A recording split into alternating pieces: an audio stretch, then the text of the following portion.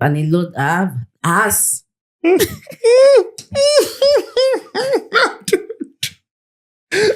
dude. Release me. Okay. A lot has actually happened, right? A lot has actually happened. There's been lessons.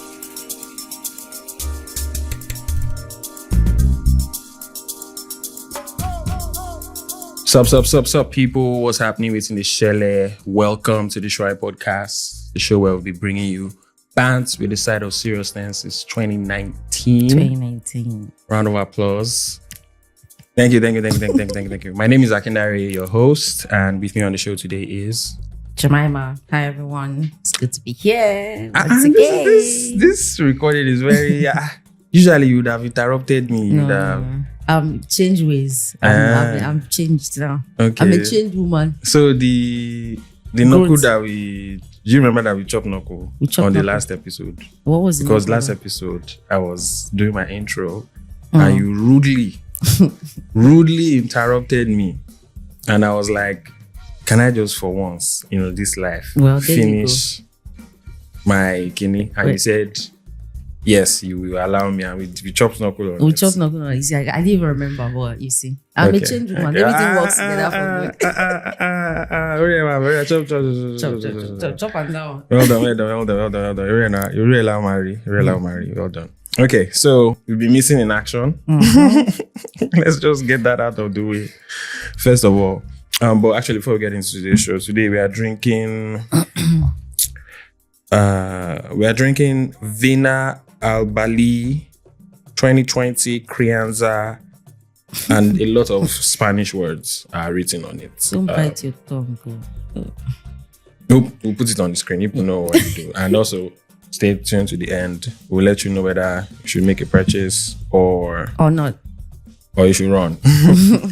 So, this was given to me by a friend, actually. Shout out to Musa Obed. The Musa Obed. Yes. Also, Jemima was on his podcast. He also has a podcast, so you can check that out.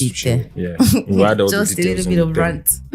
We'll add all the little things in the thing. Mm-hmm. So we've been missing in action. We have. And as a consequence of that, we have some... Wow, I'm hearing... I'm hearing the thing being poured. Please, let me have some. I'm hearing the thing being poured into the glass. I know. Okay, so you people know that we're not faking this shit. Right? We don't do that over here. So we've been missing in action, and we have a robust show. Actually, we've been missing in action. I feel like we have a bunch to cover. But anyways, we're missing action. I keep saying we're missing action, but before we get into all of that, let's do check-ins. Okay, so how are you feeling? What's happening? Talk to me. How am I feeling? Yeah. To be honest, I feel good. I mean, I want to feel great, but don't we all want to feel great? But there are certain things, like certain forces, beyond my control that is acting as a stumbling block. But I mean, I think I feel good generally. Better days ahead. That's what I'm gonna say. Like I'm looking forward to like better days ahead, which is kind of like a bit counterintuitive because I want to be living in the moment more. Like so when I say better days ahead, it's like I'm looking into the future and waiting for the future, but no, not really. It's just that maybe in living in the moment, I know that there are also like better days ahead. So I'm just chilled, to be honest. Nothing much. That's very nice. You need to give us a happiness number as well. Happiness is a myth. Happiness is a myth in this bitch, but I mean, I'm alive, grateful. I'm alive. Shout out Celine Dion. Grateful, good health. Alive, up and grateful. Even though I'm not going to go and check if my health is really good, but externally, it's good in Jesus' name. By faith and by spirit. I feel good, so yeah, I'd say 7. 7, yeah. That's one of your lower numbers though this year. I think I've just been over around 7, 6. I've not even been on 6. Wow, that's my 7. shit. That's my territory. I do the 6. There's always room for improvement. Okay. How about you? Seven. Thank you for sharing. I am okay. I'm just okay. I'm not So great. good. You're okay. But there's another level which is supposed to be great or fantastic. In fact, there are multiple levels. Okay, so what I'll say is, in terms of like, based on how the end of my week started, we are recording this on the Saturday, right? So based on how Friday has gone, actually based on how this week has gone into Friday and into now, right? I mean, we are back recording, right? I feel very good. Yeah. But if you want to say the general life checking, in general, I just do. Yeah, okay. You get we'll take that. You know, middle ground. So, you know, it's like my usual 6. Yes. Happiness number. Yeah. Okay. Yeah. So, but did anything interesting happen to you this week? Like, is there any? Oh, that like makes me very good. No. It's just a random. Okay. A random question. I mean, I guess you could say it was an interesting week, at least from the standpoint of like just the like work-wise, the amount of things I was able to like finally fucking tick off the list. You know, like I've been posting photos every day. You know, like I've been check out your my Instagram handle is by Ocean. You know, check it out. You know, all my socials, all the things. These things are out there. Like, Google me. Okay, you see everything you need to see is just do a Google. You know, that's it. So, what do we have on the menu today? Let's get into it. Today. As you said earlier, that it's been a while we've been on this pod, right? So today we have a packed show, like you said. I don't know about packed, but anyways, I went to look at the last episode, right? Like on YouTube, you know, they'll write like they'll say, 1 month ago, right, or 1 hour ago, whatever time that has been published. 2 months ago, right? Or is it 3 months? This one said 2 months ago. 3 months ago, 3 months. we missed a whole quarter. Wow. To take it into, because the last topic was about hustle culture and capitalism. So we missed maybe. That's how you know that like capitalism was delicious. Bruh, after that episode, we had to go back. Okay, but yeah, today we'll be talking about life updates. Big Brother Naija season 10, the eating cost of flooding in Lagos on the Alpha segment, and then how we're dealing with our parents getting old in the curiosity session, some tips and recommendation on the step up segment, and the ASO dilemma on the village square segment. So yeah, that's pretty much it. Sweet. So nice show. Let's just get into it. All right. Let's start with life updates and your sabbatical needs. No, I removed that already. Why did you mention that? It's literally no longer in that episode. I did not know. It's in my script. That means you didn't. It's in my script. It says, you made a copy. Let's get into it. Let's start with life updates and your sabbatical needs. So we are scrapping it. Yeah, we're scrapping it. So okay, cool. No support. All right. So life updates. Life updates. What's been going on with you? What's been happening in your life? Many things. many. I think the biggest life update is how long I have my recent work anniversary. Like how long I clocked up work. So it's been 5 years. OG before IG. I'm late. President General among the nation. Come on. President General among the nation. Salute you. My leader. Stop. Okay. I'm shy. Anyways, I think that's the biggest life update. And it's been... How does it feel to work in the same place for 5 years? You know, before now, like I used to... Because like when we just started working... Is that the longest place you've worked? Yes. Okay. Evidently. Because when we just started working, like our parents, like they used to be... Because like they were working in government and civil servants and whatever. So they used to be there, like it's like 10 years, 15 years. And it used to be like so ridiculous. Well, not ridiculous, but it used to be something very out of reach for me. Like I always thought about it like, why would somebody be working in the same place for so long, 15 years and whatever. Yeah. So it's a bit interesting that, you know, here I am, half a decade. Like when you think about it, like half a decade, it's like it makes it even more, you know, because a lot of things can happen. I mean, almost 5 years, man, right? You, bruh. Bruh. Okay, let me translate. I said, a kid of 5 years old would have been working by now. Yeah. But yeah, it's been a lot can happen in 5 years. A lot can happen and a lot have ass.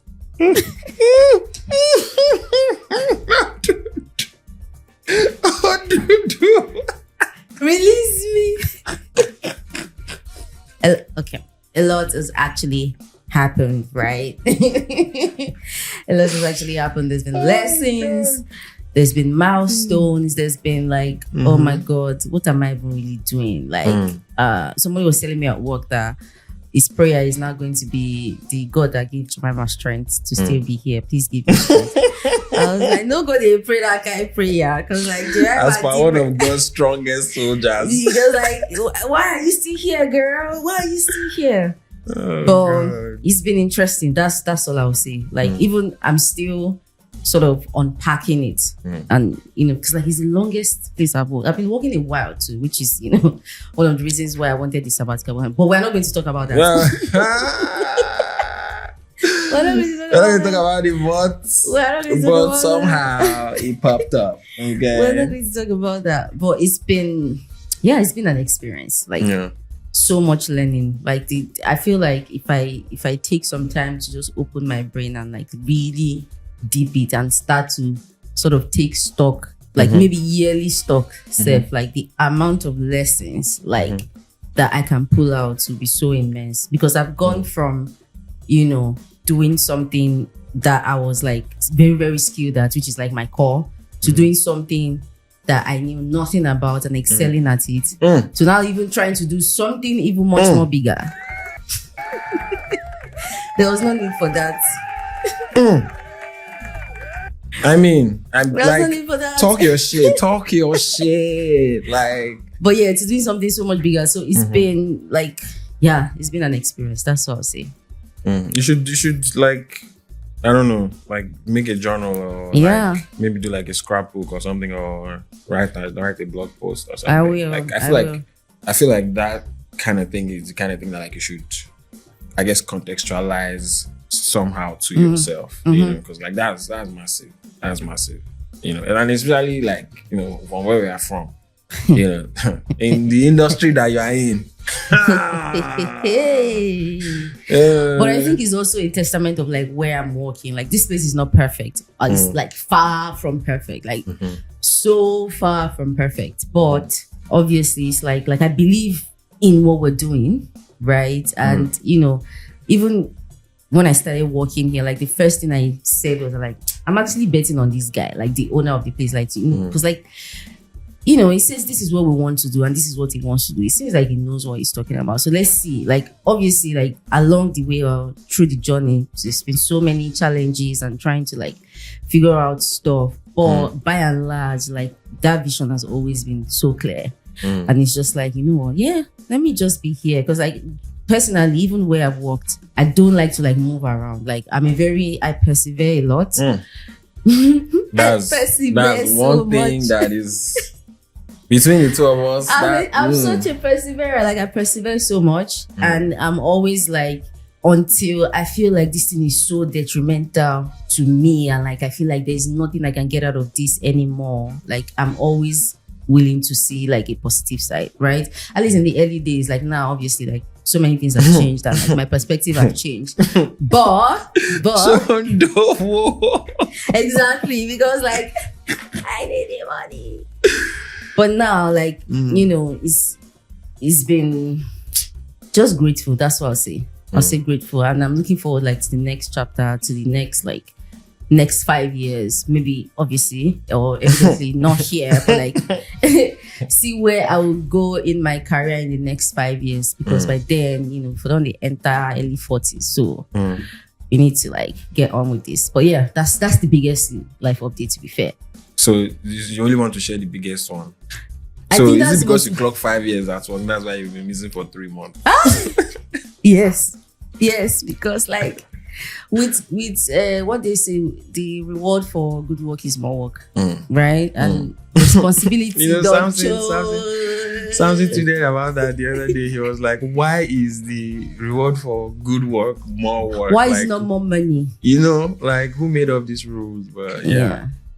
Okay, so that's the only thing you wanna. Oh no, so there's also been like two of my sisters are expecting. Or two of my sisters and their family. Congratulations to them. Yay! You know, I just thought about it like I don't even know if I should be saying it on this podcast because I listen to that I don't run and share. True, but there's also that. Yeah, but, there's that. But I mean, you know, you know what you signed up for. You know what I'm saying? So you see, I did talk. But I think it's so remember interesting. The birthday songs.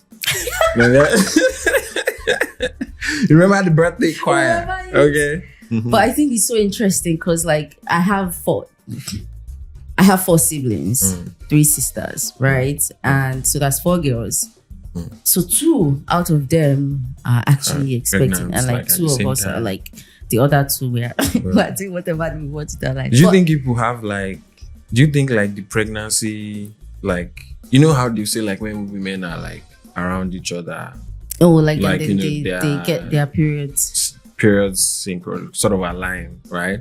But the reason I'm asking is because like obviously people are not around each other, but like obviously you are related by blood. So I don't know, maybe there's some spiritual, you know, some soul connection that like. No, I don't think so. You know, because your sisters are pregnant, maybe I don't know. No, I don't think so. Okay. I think it will just be interesting that their kids are even going to be like, you know, really like age mates. Like it's to be so cool. Yeah. Having a cousin that like and I it's think, like my sister and a cousin of ours as well. Like they were literally born the same day, the same night, but like at different parts of the country, right? And so growing up, they just always call themselves twins. Exactly. Like their birthday is the same day and everything. So that was very cool. It was like having a twin, but like that's not really your twin, you know. Like it was, it was cool. I don't say I was jealous, but like, you know, it was just cool. I was just like, you know, I wish me too I had something like that. You know what I'm saying? But it was cool. Yeah, but I think it's a cool thing that both of them are expecting, and like, you know, my parents are expectant grandparents again. Yeah. But yeah, that's what is that like for you? For me, honestly, I'm just happy that nobody's asking me. Nobody's asking you. I mean, they're asking, but like I'm just like, I feel like I have like a response when they ask me now. Like you get like, because like you're not lacking, you're not lacking the grandchildren. You say you want to come and take care of grandkids, Abi. In fact, there's enough for you to. In fact, you have to now split yourself into how many now? Because 2 people back to back, you are going to need help, right? So, like, I'm just, you know, obviously they will still talk and they will still ask. But I feel like I have because Nigerians go in Nigeria. I have response for them now. The African parents. Me, I'm just happy to be living through my sisters and, you know, just and then go back to my house. Vicariously through them. But I love them to death, and you know, I'm so happy for them. I'm looking forward. Really looking forward. Hoping that, you know, we'll go and what's the word? Not Omugo. We'll go and celebrate when it's time. But yeah, that's another thing. What else? Yeah, let me allow you go. Let you allow. Let me allow Girl. You go. Let me allow you go. You ain't allowing shit, okay? Okay, sorry. What the hell is wrong with you? Apologies. No, I'm joking. But like, what was the life update that nobody asked you for?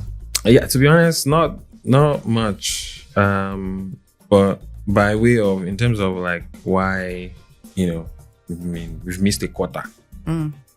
There's been some traveling. Yeah. There's been some traveling, you know, it was summer. Was it? Yes, it was summer, and as you know, I'm still acclimatizing to this my new environment. So the summer is summer. Was it summer? Did the summer? It was my first. Was it my? No, it was not my first. It was my second actually. Yeah, it was my second. It was my second like full on summer. So, I try to take advantage of it. Also try to like, hustle and sell markets, So, I also got paid for taking photographs. Like I made money from photography. So, Yay.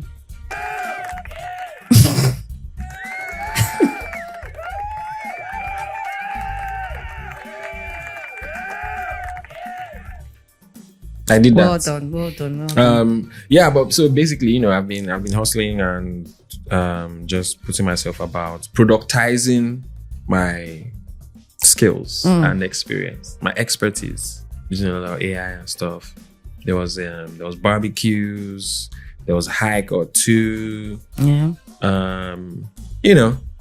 Yeah, like to be honest, life was lifing and self-employed life. You know what I'm saying? Yeah. So just trying to just figure out my shit really. And yeah. That's pretty much. That's just it. Like yeah. That's what, like just those are my life updates now. Like basically tempo. in the past 3 months, I took some trips. Okay. I went to Barcelona, I went to Amsterdam. I went on 2 hikes. Yeah. You got paid for taking photo. So in the midst of all of this, right, I was also obviously, because if you've been any attention to this podcast, you know that I am a struggling entrepreneur. So, I've been trying, I've been hustling on both ends because my entrepreneur is in 2 dimensions. So on the photography side, right? We'll kick off there. We made a little money, from, we're commissioned to do a shoot, did a couple of headshots, actually 2 headshots. 2 headshots that I got paid for, okay? Professional headshots. And then I also did a family shoot. And I did a baby shoot as well. Can you imagine? Think about it. You guys, I mean, I'm not looking at Jemima because Jemima already knows what happened. For you guys, somebody looked at me and said, we like photography skills there. Come and take pictures of child. Like my actual child. Would I what? No, like would you come and take picture of my child? Oh, okay. I thought you were asking me if I would take pictures. No. If I saw me, if I would. No. I was because I'm definitely gonna say yes, okay? Because I want to bet on myself every time. Anyways. Yeah. But yeah, like somebody paid me to take pictures of their babe, their child, like, their 6-month-old child, which was beautiful. Was, I don't know. Anyways, it was great. and I got paid for it, which was lovely. So shout outs to the Ukele kids, man. You guys are iconic. When I'm winning the awards and everything, I'll tell them that I remember my first clients. You understand? Give them the story. I'll give them the gist. So yeah, Okay. So that happened, and yeah, the rest has just really been just usual. Going to the gym, normal stuff. But yeah, I think summer, the trips, and just all the commitments basically. Also, like like doing those photo shoots was not beans. You know what I'm saying? Like it took a lot of planning, prep, money, energy. Like so much to make this as a one-man business. I told you we were struggling entrepreneur, so I do everything myself, everything. So every single thing. Social media manager, strategies. Not me. So so yeah, I just because obviously, I don't think it's any secret that like we don't make any money from the pod. Yeah.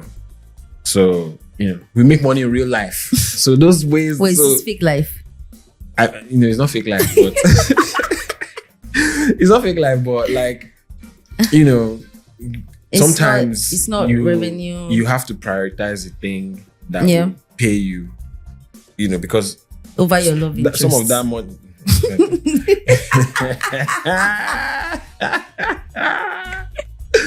No, because some of that money, like, actually goes into making this happen. Yeah. You know what I'm saying? Absolutely. So, So yeah, same way like, Jemima has a work thing, like we are not going to like because of the podcast, like that will always take priority because I'm just keeping it a G, you know what I'm saying?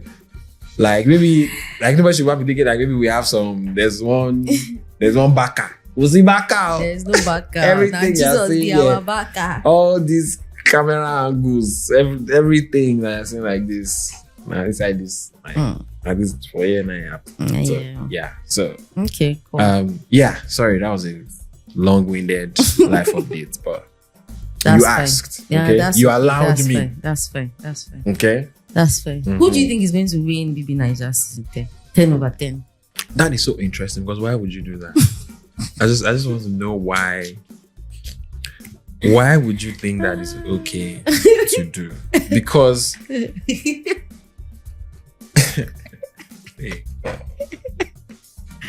Why are you trying to set me up? Yes, no. Why would anyways? Absolutely. I think the person that's going to win is either going to be is either going to be Imisi. Not going to mention game. That's like you go mention Midday K. You know if you win now. But I hear you. Okay. That means I've been led astray. Because I thought Midday was up there, you know what I'm saying? But you know, we should go out tomorrow. Oh wow, goddamn. Okay. Let me tell you how many people are left. Okay, tell me who I left. Sorry. This is just because I'm not good with names. I'm not good with names, that's why.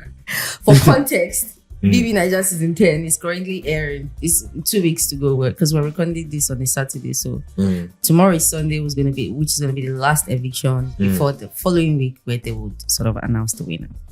So we've got Midday left, right? Midday, Imesi, Dede, Faith, K-Bobo, Koyi, Mensa, Isabella, Sultana, Jason J. Right? Now, so many names. Out of those people, 3 of them already are through to the finals. The Sultana, who's the head of house. Okay. There's K-Bobo, who picked up a red telephone and bought immunity. They told him, And then there is Mensa, who won most infection player of the week. So everyone who wins most infection player gets immunity. So that's it. So now, out of those people I've mentioned, you said sorry, give me the names again. Sorry, just keep quickly. Sorry. Imisi, Dede. There's Faith. Oh, I didn't even mention Kola before. There's Kola. Faith, K-Bobo, Koyi. Yeah. Isabella. Sultana. Jason J. I think I'll stick with Imisi. Okay. I don't know why she win.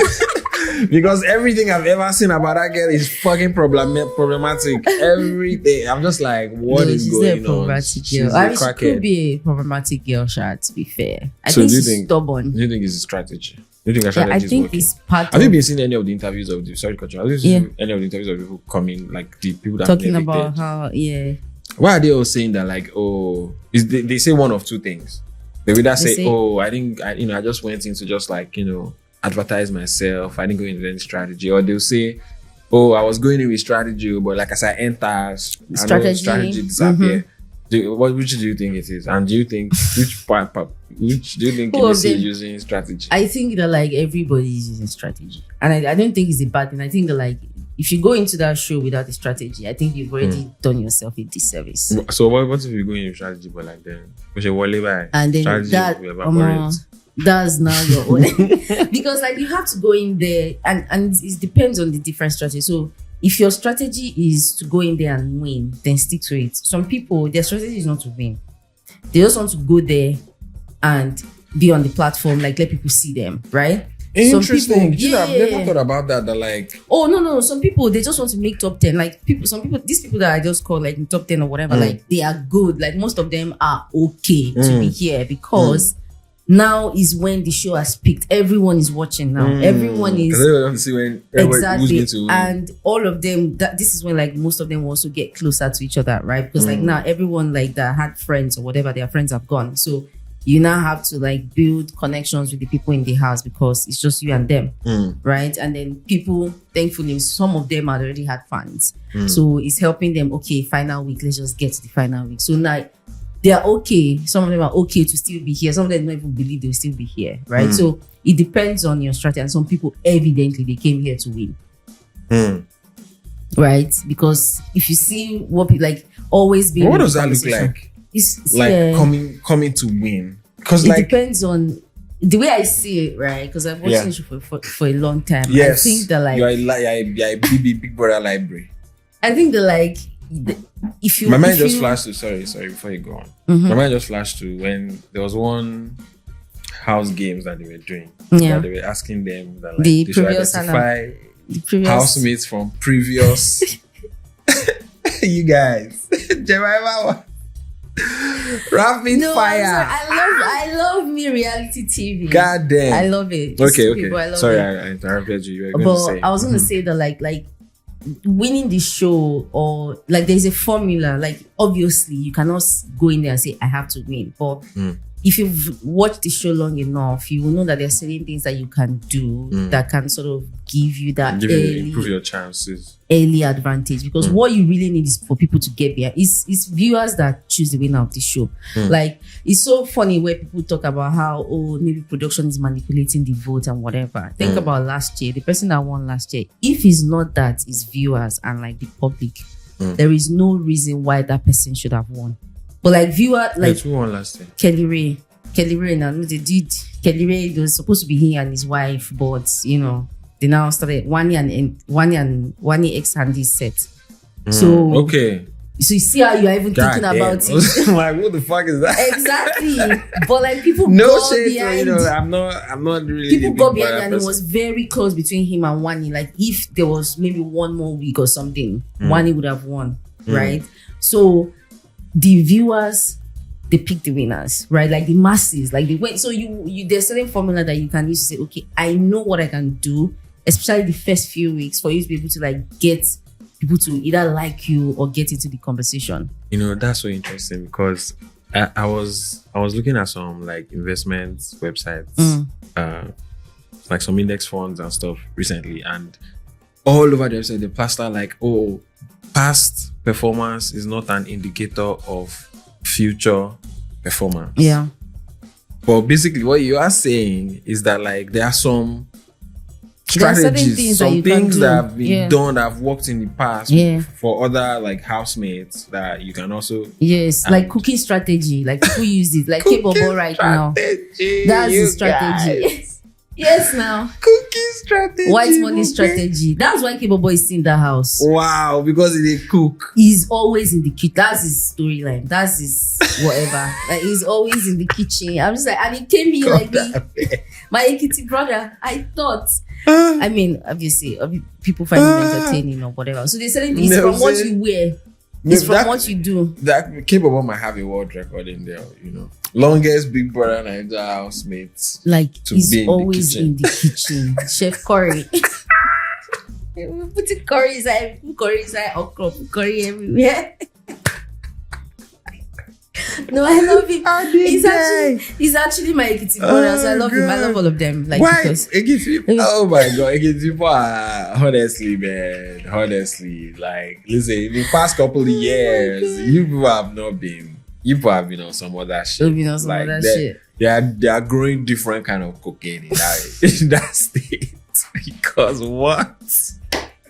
Ekiti people. Okay. But anyways, so you can do strategies. Yeah, you can come with your strategy, but you also need to know that, like, you know, strategy will backfire. Exactly. Who the viewers like is who the viewers like. And the viewers will always like people like Faith right now, who is one of the villains of this season, and he's just like all over the place and causing trouble, whatever. And you know, it's shocking that he has so much backing. Like people are like, getting behind. So that's also a strategy, like because people also like to choose villains or outliers or like just different people. Same thing with Imisi as well. Like she's a very different person. So people. Do you know when I knew that? In Big Brother Naija, look at me trying to like do as if I know which season is which. But Thatcher said the way people were rooting for that babe and everything that I saw of her. That I was just like, this babe is so toxic. She's such a troublemaker. Always just don't get me wrong. I kind of, even though from time to time she kind of talks out of her ass, but like for the most part, like I rate how she's, you know, the kind of person that she's been since she was, I think she was disqualified, right? Yeah, she was disqualified. Because like, you know, she keeps it real. She says her church mind, like, you know, whether you like it, you don't like it, whatever, you know, and like, you know, can't knock that, right? Yeah. But like in the house, I liked her. I was like, of course, you know, you don't have this. You're mad. So You're very mad. I was like, yeah, like. But I like that nobody could say anything to her. But do you really think that like the organizers don't like have, like, you don't try to like work, you know, because like I imagine that like on some level they also care about like whoever wins or like whoever the housemates or whoever the participants are also are in some way able to like further the brand or like, you know, expand. That's what they would think. But like we've also had winners like Vina. Vina has dragged them to fields now. Christ. Like drag them that they did not give her money. Did not give her money. Did not like. Do you know another thing that just occurred to me just now? What if the reason why maybe like in recent times, because I don't want to say even historically, like there are very few, most of the Big Brother Naija alumni that are like hugely successful and doing well and like, you know, they are not controversial and all these things are not usually winners. It's usually maybe second, third, fourth, you know, the non-winners, basically, right? So maybe there is something to be said for who they give the winner. No, there's something to be said for the kind of leaders and political leaders that Nigerians have and the kind of Big Brother Naija housemates that they vote to win. To win. True. Think about it. True. It's possible. Think about it. Because usually like the winners are always, well, not all sharp. Not all. Like sometimes like sometimes they they get it right. Not all. Oh yeah, they get it right. You know, but they always seem to like be Messi like now. either problematic or like easily forgettable. Like where's Kelly Ray now?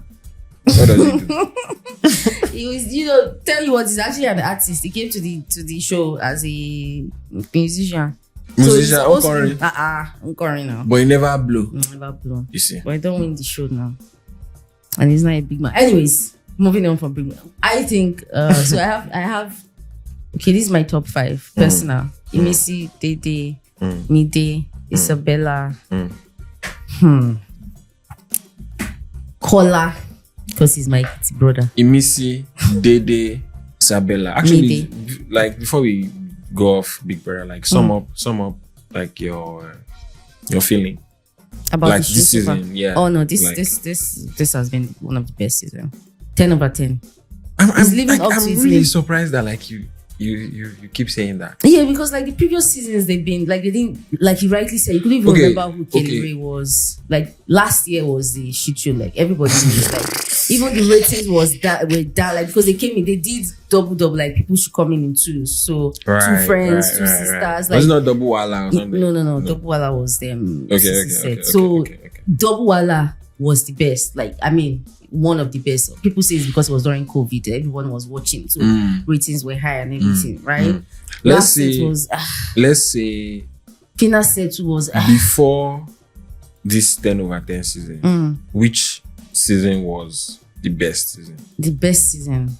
It was, or let's not say best. Which season was like a good season? It was Thatcher's season. Thatcher and Messi. And before then, it was Messi's season. No. The last one. When was the last one? I have to check. I can't remember the year. Ballpark, like around which year? Around which time? I have to check. You have to be accurate. Yes. You have to be absolutely sure of this. Okay. BB Naija season. Well, I'm looking for Thatcher's season, Abby. The last season that you said was good. Season 4. That you think was good. Season 4. This is season 10, no? Yes, now. God damn. This is season 10, no? CC set. That is a long time ago. Season 3. So season 3 and season 4 was, yeah. And maybe, okay, I'll say maybe All Stars. All Star was also good. Yeah, they did All Stars before them. This last set. So the one that Albali won. So yeah. But yeah, I love the show. I will still watch it. But 10 over 10, this one, they actually, I think for this season, they brought in a lot of, like there was no maybe there is, but there was not that one of one. There was this thing where people always come. Maybe they'll bring only one light skinned person, or only one person that is. You get like there was always that one, but this one is like Biggie says you are fine. Okay, I'll bring 3 of you. Oh, you came from the streets. I'll bring 4 of you. You are from Ekiti. I will bring 10 of you. Oh, you're a chef. Okay. I feel like Biggie must have. Oh, you have tattoo. I will bring 3 of you. Oh, you have piercings all over. I will bring 40. Like everybody has like there is no really.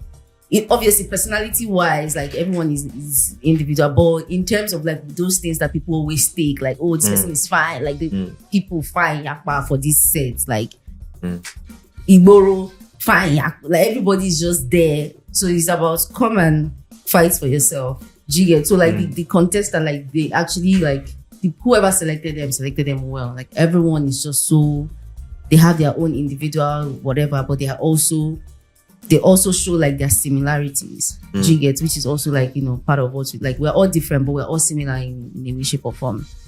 So that's what I think about it. But yeah, we'll see. We'll see who's going to win. Okay, there you go. There you have it. I don't really care for who wins, to be honest. Oh my god. Which stay in one side. No, I don't. I've not cared. Like I love the show, but I don't care for who wins. Like when I say I don't care for who wins, I mean like I don't have like would I like maybe like Imesi or Dede to win? Absolutely. But if they don't win, like I don't really care. Do you get my point? Dede that I don't like her voice. Yes, no, but she's a cool contestant. She came to play a game now. So yeah. I don't like her, but she has TikTok voice and it's just but again, that is a strategy because there's no way that's how she speaks on a normal, or like there's no way she like every time she's just and it's like Jigget is all for the entertainment of it all. And you know that they are there to entertain us. That's the core of it. So nobody's there for intellectual like Isabella. We're not here for intellectual. Nobody's there for obviously they will have intellectual conversations or whatever, but you're there to entertain the viewers. When psychotherapists don't die like week 1, these people don't want to hear. You see, that's why I said that there was no one-on-one. You say you're a doctor, don't worry, I'll bring doctor, I'll bring psychologist, I'll bring. Oh my god! So, bro, I was like, okay, like it's such like it's a therapist. If a psychotherapist is not something you hear, like is making it past BB Naija audition. Like it's not even something you would expect. Like that someone is going to do. Bro, I'm not lying to you. Sometimes when people come on the show and they say they are doctors, I don't necessarily believe them. Like, honestly, because this guy, maybe they went to medical school or something, but like you cannot be a practicing doctor. There's no way you're a doctor. Like you're a danger to. You're a danger to everyone. If you are practicing. Anyways, moving on from Big Brother. Yeah. So we're supposed to New Nollywood. Yeah. Right. So we watched a Nigerian movie called A the other day, right, on Amazon Prime. Go check it out, by the way, actually. Yeah. Go check it out. It's part of my what's that our segment called again? Recommendation. Step up recommendations. But the wine, I think this thing is hitting. I'm also a bit hungry, but so I just thought it was interesting, like the recent kind of like movies that are coming out of Nollywood, right? So there's a like I mentioned that we watched, and it was just honestly, I think the best word I can use to describe that movie in relation to like the rest of like Nollywood history really is it's different. And I think that's something that's been missing from Nollywood a lot in recent times, right? There's all the epics, all the Jagunlabi and what kind of movies, and all the rich heist movies, and all these things, right? So that Amofe movie was just very different. And then there's this other one that like we've not seen, but it's called My Father's Shadow. Best Nigerian movie to win stuff at Cannes Film Festival and all that stuff, right? And then also there's also like the Zikoko short stories, short films that like just tell these Nigerian stories in a different way that like I feel like is not really mainstream to like the rest of Nollywood. In a relatable way. In a relatable way, you know, like obviously, like Nollywood is one of the biggest industries in the world, and like, you know, it's a good thing that like we've gotten to the point where like, you know, we can have cinema rollouts like even in multiple countries now, right? Like of Nigerian movies. Do you get what I'm saying? But like in terms of the stories, like even our cinematography is so amazing and everything, but like in terms of the storytelling, like it's still just so you know, they're usually not like, you know, very tight. It seems like that's where stagnation has been. Like everything else around making films and making movies in Nigeria is like, for me, I think is in the, like if I was to pick something, it's in the dialogue. Like when I watch Nigerian that's what I'm saying. Like I feel like it's part of it. Nobody speaks like this. Like I'm saying like current, a typical Nollywood. Like nobody talks to their friend like this. But like these movies that you're talking about, right? You can see the way they speak, like the dialogue, like you can really see yourself telling your friend this kind of things. Yeah, boy, I beg, Jari, or you know, or you're having a fight, but you're also dishing your food, or like, you know, like proper everyday natural things that you see. The way normal people behave, not like this sort of hyper stylized version of Nigerians that like they tend to portray. Yeah, that's what I'm saying. Like I feel like that's what also makes these movies different. It's not necessarily about like, oh, you know, they are poor people and like ghetto, or like, oh, they're like extremely rich, or it's just like regular stuff that like on a day-to-day basis, like if you go to Lagos and you live there for 1 month, like you experience or you witness these things happen. Not like if you go by many Nigerian movies, you almost will never hear some of these sentences said in actual real, you know, Nigerian life. So I just thought it was it made me, those movies and films make me think about like the Tunde Kilani, Yemi My Lover film. You know, like those, you know, long takes, like you see how like the guy drove, how he came out of his car, you know, walked into the compound, met some guy, said hi, you know, entered the place. I forget which film of Tunde Kilani's I'm remembering this scene from, but like basically 2 of his babes where he was doing birthday and both of his babes were there. I remember. I think he's Oleku now. I think it's Oleku. You know, like like you could absolutely, if you're a Yoruba person, you've probably witnessed you're going to like one of your uncle's parties and like his wife and his babe jammed. Like, you get what I'm saying? Like relatable things like that, and it's not like in some like fancy hyper-stylized ways. So anyways, new Nollywood, I like what I'm saying. It's also reminding me of like, you know, when those like or the alter scene of Nigerian music was like, you know, sort of branching out. I mean, it's not what it used to be now, but hey, you know, I like it. More of it, please. I hope more people get to make films like, you know, My Father's Shadow. They need more like, money now. Fair, like, you know, and also the actors and actors, because like it's one thing for you to be able to direct it or tell the story, but it's also another thing for the actors to be able to act it in a way that is believable for you. Like, you know, that makes you think you know what you're watching. Or like you believe what you're watching. To be honest, I think like casting has really improved in general, like in Nollywood. Like I remember when they used to cast, like does not matter who it is, like because they're not casting the same. They'll say like a 30-year-old fucking Mercy Johnson to come and do 18-year-old high school, you know, like all those kind of things. Like they don't really do that like as much now. You know, I think now the cast, and then also now we can veritably say we have a new generation of like Nigerian actors and actresses. Do you get what I'm saying? Like there's definitely a new crop of like solid, you know, that these guys are more. Call them. They're Sabi. Do you get? And you still have the old Mike Afolayan uncle. Mike Afolayan, abi. Like those guys, right? You know, you still have some of the old guys that are still like, you know, present, but like you definitely have a new crop of you know, Genevieve and this guy that won Trailblazer Award. What's his name? I forget his name now. Is it Chiemeze? Is his name? I think so. You've not watched Breath of Life? No. You haven't watched Breath of Life? Wow. Okay. Yeah, That's interesting. I listen.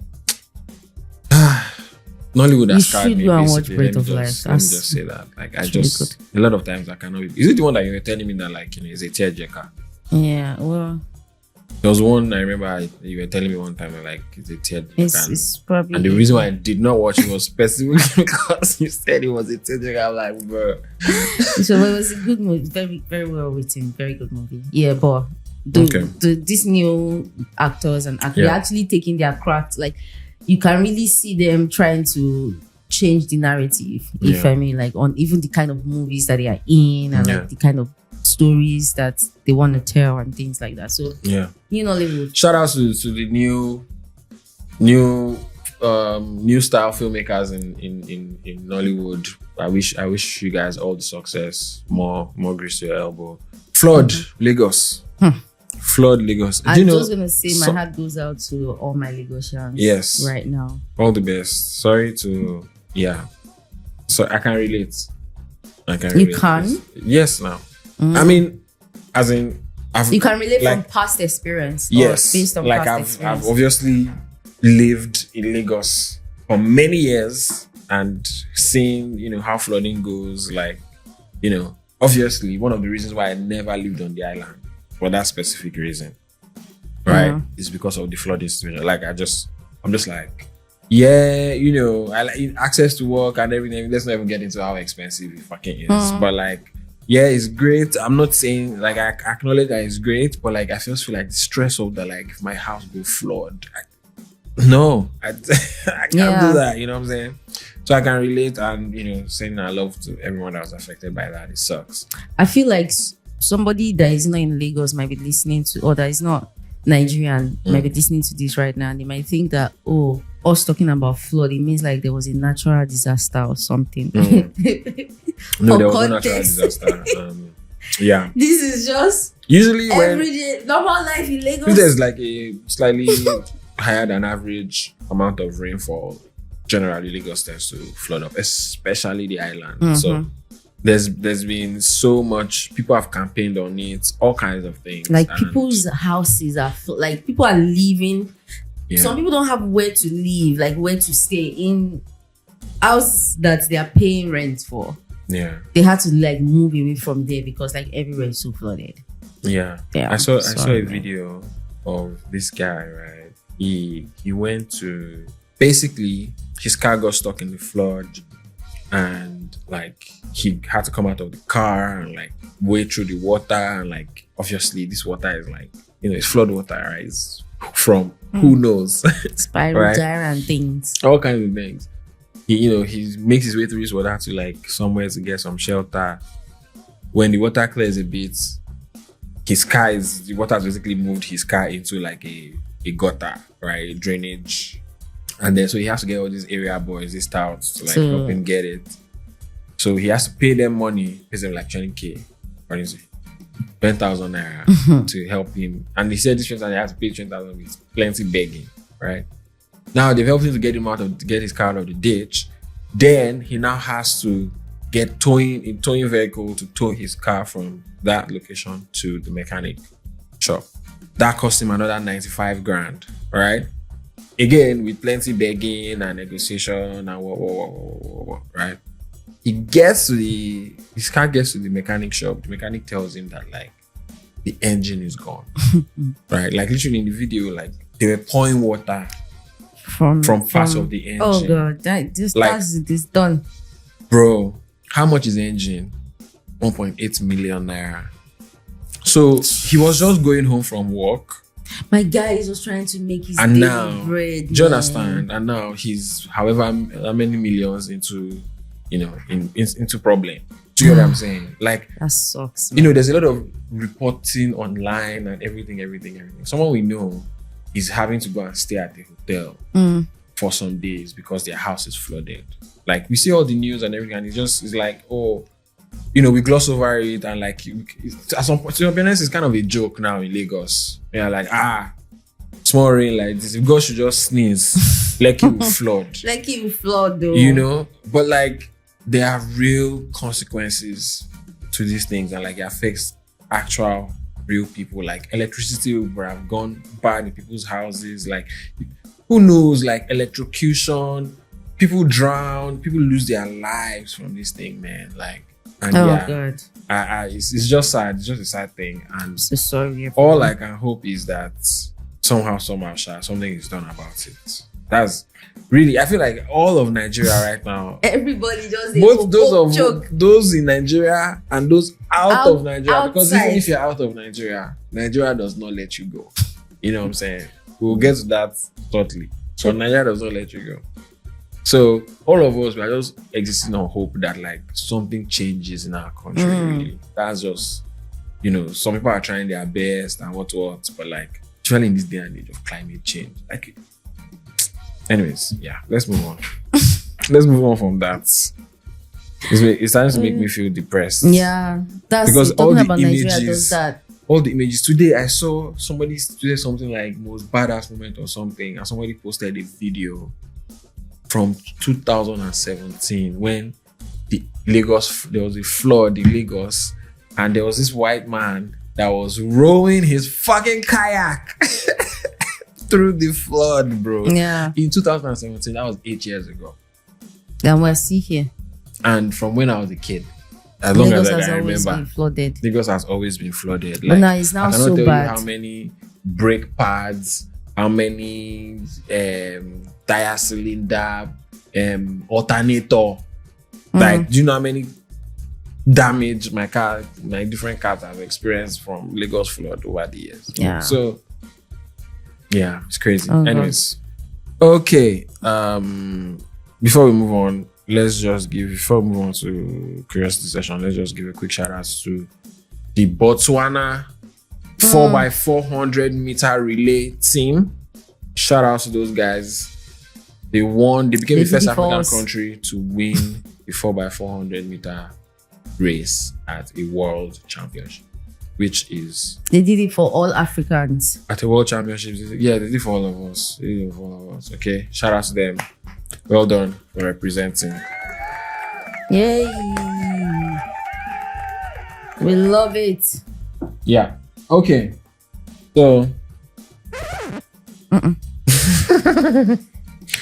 Curiosity session. Parents and getting old. Talk to me. How old are? Do you know how old your parents are? My mom is I think 61. Or 60. Oh yeah, I mean, my mom is 61. Yeah, my mom is. I think she'll be 65. She'll be 65 in October. I think. I believe. Because my dad is 72. Yeah. What? Am I correct? Maybe 66. I don't know. But yeah. Late 60s, early 70s. Yeah. Okay. So. And it's like it's dawning on me. What's dawning on you? Old age. Old age is here. For me, like they're just it's I think there's the part of you dealing with it in terms of like coming to terms with like, okay, they are older now and they are more frail, like they don't have the kind of energy that they used to have. Maybe they're probably retired and all these things. And like, you know, she'll be 66. There's that bit of like how you process it and how you experience it. But then I feel like there's also the part that you have to also experience them experiencing it. If that makes sense. Like they are also becoming old for the first time. You know, it's not like they have experience in this shit. Yeah. You know, even though I guess, you know, their parents, but like their parents like were old in a different time. Do you get what I'm saying? Like whatever concepts that they had of like what being old means is radically different right now. Yeah. Which interestingly also applies to us, I guess, because whatever we think being old means right now will be stupidly different when we get old. You know, so there's that part of like also like, you know, like something happens in their body that like they obviously are not used to or whatever, and they're like, oh my god, this thing is happening, and like while they are experiencing it for the first time, you're also experiencing it with them for the first time. You know? So it's like dual processing, kind of, basically. Like, so we are both experiencing it for the first time, all of us. You know what I'm saying? we are just both we are all working through it together and figuring it out. I think it's emotionally very tough as well, because I guess, you know, perhaps maybe through socialization or whatever, like, you know, parents are kind of stabilizers, right? They're like, you know, they have their shits. You know, they are the ones that, like, you go to for help. You know, they're the ones that, like, you know, when you're going out of options, they are dependable. But the older they get, the less dependable they become. In fact, the more dependent they become. Yeah. And who are they going to depend on? You. Their kids. So, like, I mean, I don't know how it goes for white people, but, you know, let us know how that works. But, like, in Nigeria and Yoruba culture, and, like, at least where we are from, generally, the older your parents get, the more dependent they become on you. And the kids are generally expected to take care of their parents into old age. So, yeah, you know, I just feel that, like, it's tough. I'll admit, it's really especially tough. In this climate where, like, everything is just so different and, like, things are so expensive, and, like, you know, because there's a lot of taking care of you have to do for them as they get older. Like, maybe they hit their leg on the chair. Maybe when they were much in their 50s or whatever, it would take maybe 2 days for it to heal up. Now that they are older, maybe to start taking 2 weeks or whatever, develop into something completely different. So, like, there's that whole, first of all, the fear for me of that, one thing can lead to another thing, can lead to another, just because of they're just old and it's getting. And then there's also, like, the financial toll, or the financial aspect, because like you said, in Yoruba culture at least, it's like you are like they are now dependent on you. So, but you know, go use paper now, no be paper. When they call, you have to be able to respond, and because, like, obviously they're now old, they're not working. And even if they have, like, pensions, or for those that are pensioners or whatever, it's like it's not really enough to even get them because by. Nigeria is also Nigeria. So it's now everything is, like, more expensive, and it's just like there's just so much that you have to think about regarding, like, taking care of them, or, like, ensuring that at least they are on point. Yeah.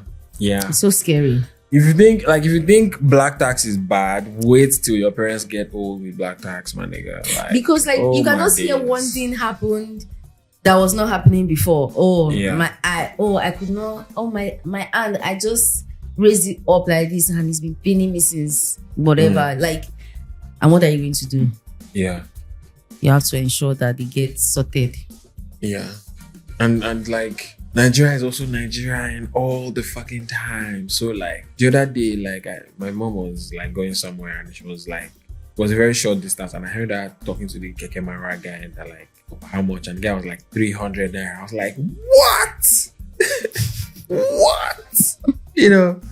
So, like, it's its own basket of fish. And, like, honestly, I don't even know that, like, I have a way of dealing with it per se. I feel like, because while all of this is also happening, let's also keep in mind that, like, you also have, like, this is the worst time ever for young people. Like, this is the first time in human history that, like, the generation after is poorer than the generation before. Like, we're so poor. Like, we are poorer than our parents were at our age.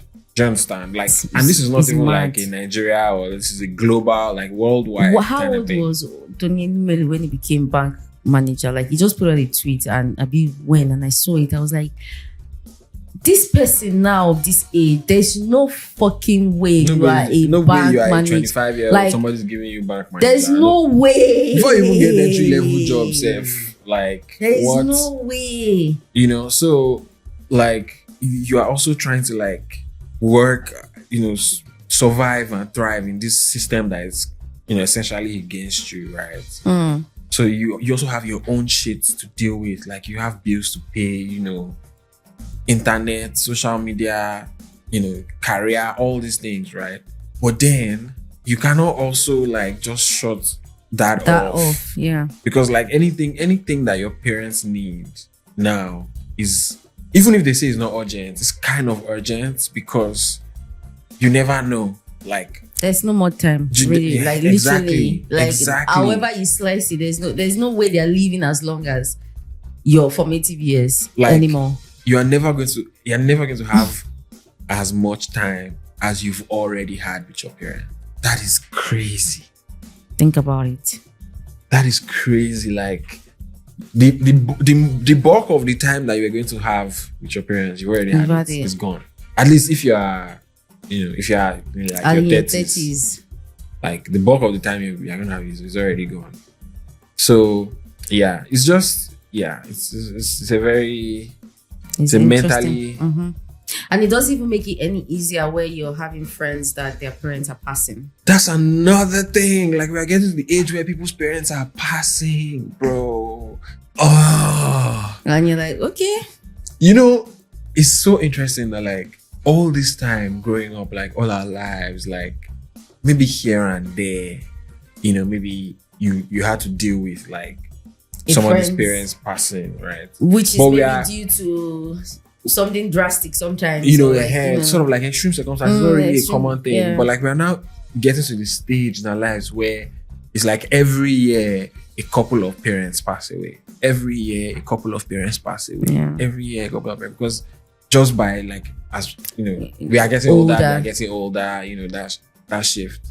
And so now like now you have to start thinking about like bereavement and like grief. And like, how do you console your differently? Friends? Because how do you show up for people that are going through those kind of things? Like, let us know what you think.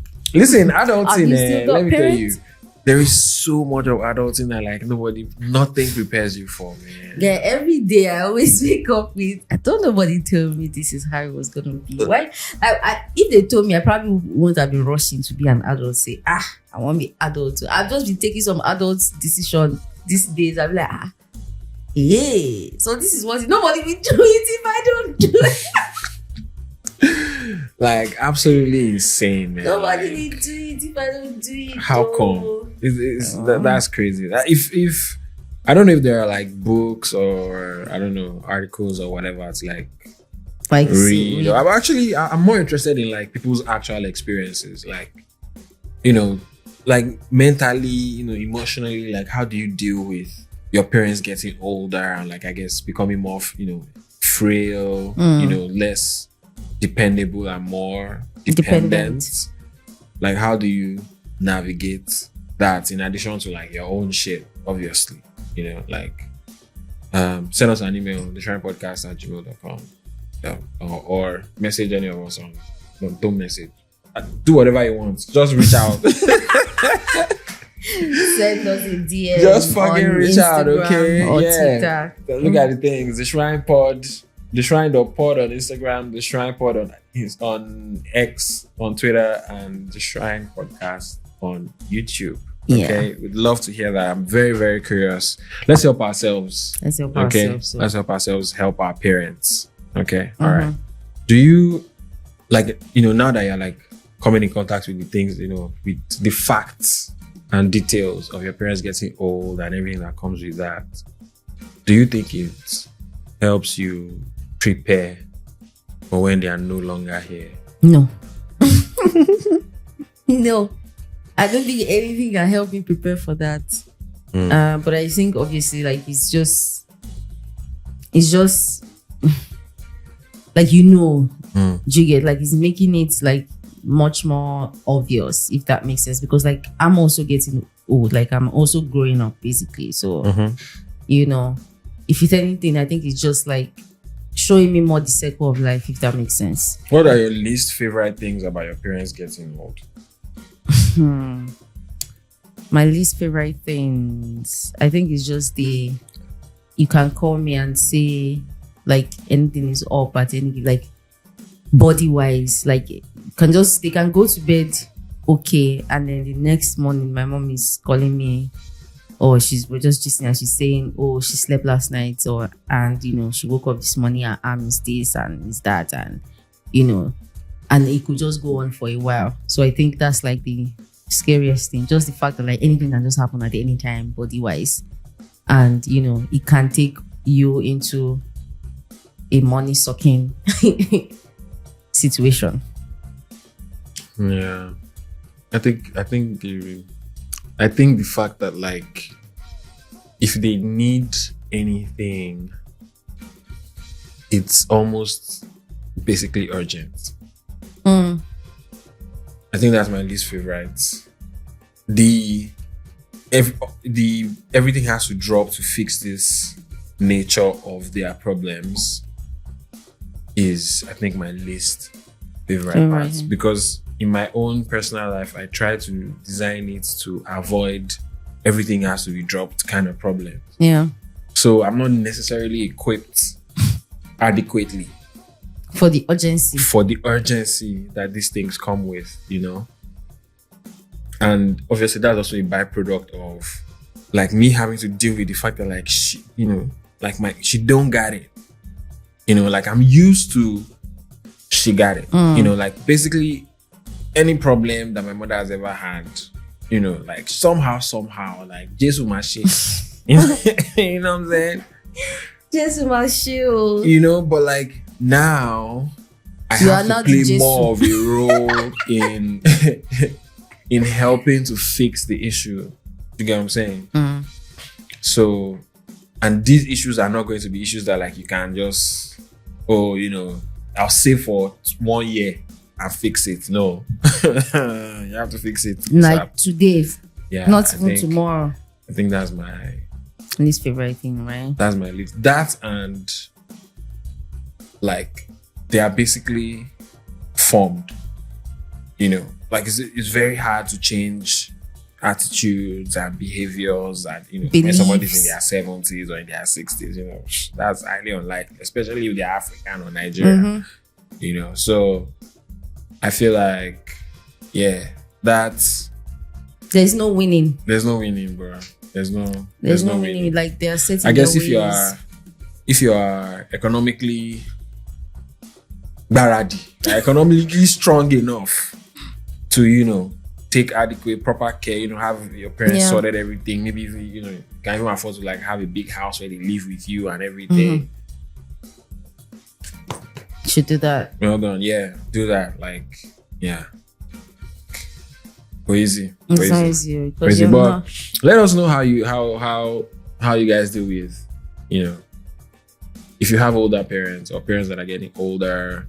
Let us know how you deal with that, emotionally, mentally. Do you have what kind of resources do you rely on? How do you rely on your community? Do people have Orogun and stuff going on? How does all of that play? Yes, family politics now, you know what I'm saying? Let us know, okay? All right. Moving on to Step Up. Recommendations. Oh, sorry, do you have anything to add? No. It just felt like depression. Yeah, it feels like we've got to be talking about depressive things on the episode today. We're talking about flooding. And, oh, God. All these things. It doesn't feel like the kind of vibe to return to after our 1 quarter hiatus. But such is life. Such is life. Okay? It's what it is. Like we keep it honest. And we keep it a G. You know what I'm saying? It's just what's happening. Life comes at you fast. And I think that's been a theme of this year. Like the oldness of our parents has is eating. Yeah. Anyways, okay. Step Up recommendations. I have a music recommendation for y'all. The new Clips album. Music recommendation for your. It's called Let God Sort Them Out. Go check it out. My movie recommendation for this week is Aimo Fair. It's on Amazon Prime. Go check it out. Amazing, clutch piece of Nigerian cinema. My tech recommendation for y'all this week is the Fimo camera app. Fimo, that's Fimo. It's basically a film simulation app. It simulates like films. Like for your phone camera. So check it out, try it out. that is all I have this week or on this episode. I don't have anything for you to read, and I don't have any hacks for you. Yeah, nothing to read. Okay, for me, Kenny. I have recommendation. Well, I listened to Fola's album, Catharsis. Is it Catharsis? How do I pronounce it? Catharsis, right? One of them ones that you said. Catharsis. Catharsis. Catharsis. Catharsis. Catharsis. Catharsis. Catharsis. Don't let my father hear It's it. cathartic. It's not Catharsis. Catharsis. Whatever. English is not our first language, okay? Catharsis. Fola, very, very good. My favorite song, actually, I don't even know what my favorite song on that album is, but I really like Cruise Control. So Cruise Control. So go and listen to it. Now my and reading, then to watch, I have this show on Netflix, The Capture. It's not new. I think it's 2018 or so, but it's a British show, and it's about conspiracy around like fake deep and what is real and what is not real. Right? It's very interesting. 2 seasons. You'll really love it.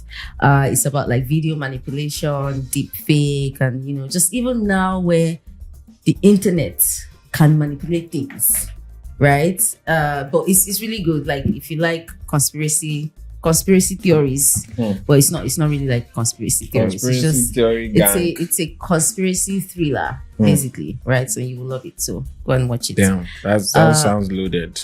Book, what to read, nothing. Tech, nothing.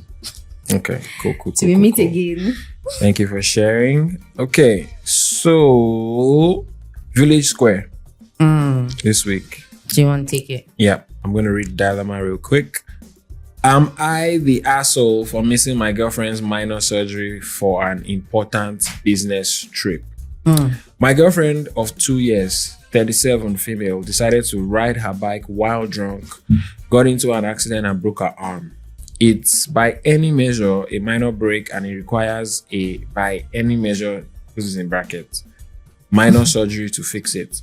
I've been very supportive and very nice to her the last few days, even though I'm really, in brackets, more than a bit, those brackets, mad at her for riding her bike while drunk. She's having the surgery next week.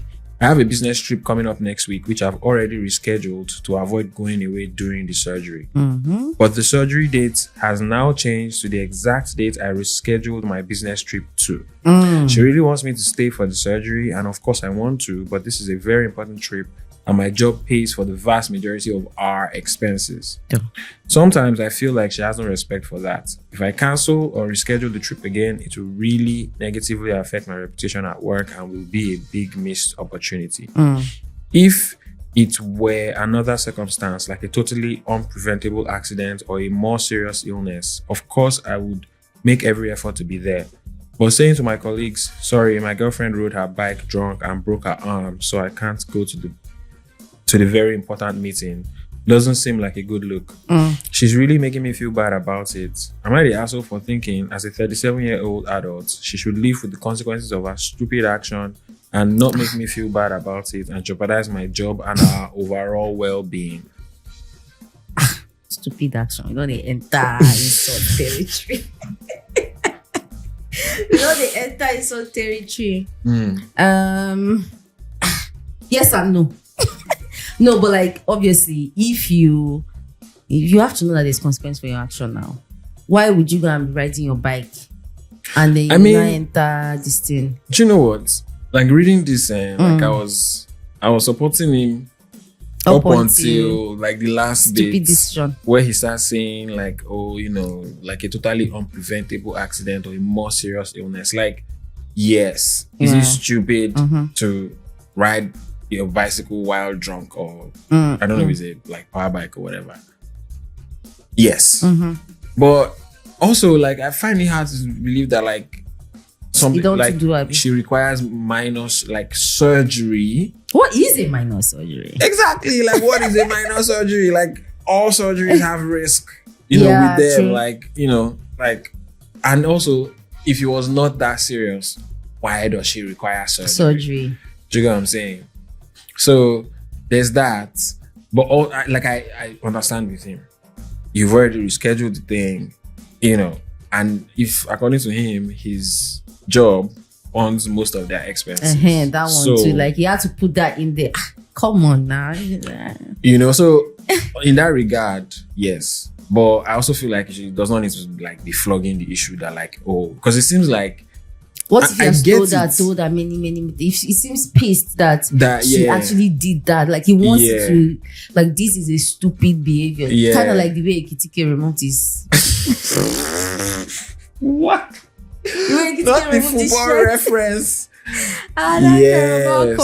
Yes. Right. So he wants it to really call home the fact that what she did was stupid. Yeah. But I feel like it's possible that he has been saying it over and over and like trying to be like, maybe she has been doing certain things similar to that kind of thing, and he has saying maybe that's why he's like pissed off. So I get it why he'll be pissed off, but like, just say you can't reschedule your trip and that would be fine. But like, you don't need to like now berate her even further that like, it's in the like the attitude to the whole thing.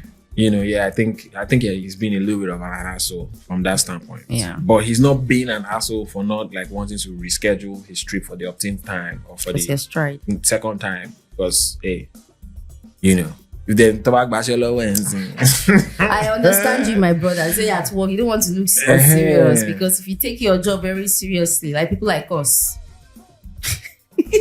God, that's not where I was expecting you to think that, but okay. Sorry. Yeah. So you are not the asshole for not wanting to cancel your trip, but you're definitely a little bit of an asshole for, like, by association. Yeah, trying to flog the dead horse. Like, he's already dead. She already fucked up. She knows, and she needs a surgery, by the way. So like, she already needs surgery. Exactly, the consequences are. She's like dealing with, like, she probably don't have to be able to use her hands for like a couple weeks or whatever. Like, I have to put it in a cast or something. So don't beat a dead horse.